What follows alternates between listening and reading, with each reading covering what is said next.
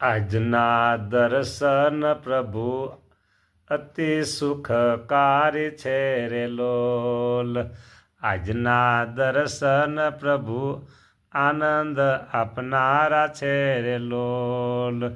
પ્રભુજી તમારા આ દિવ્ય દર્શન સૌને શાંતિના દેનારા, પ્રભુ શાંતિના દેનારા.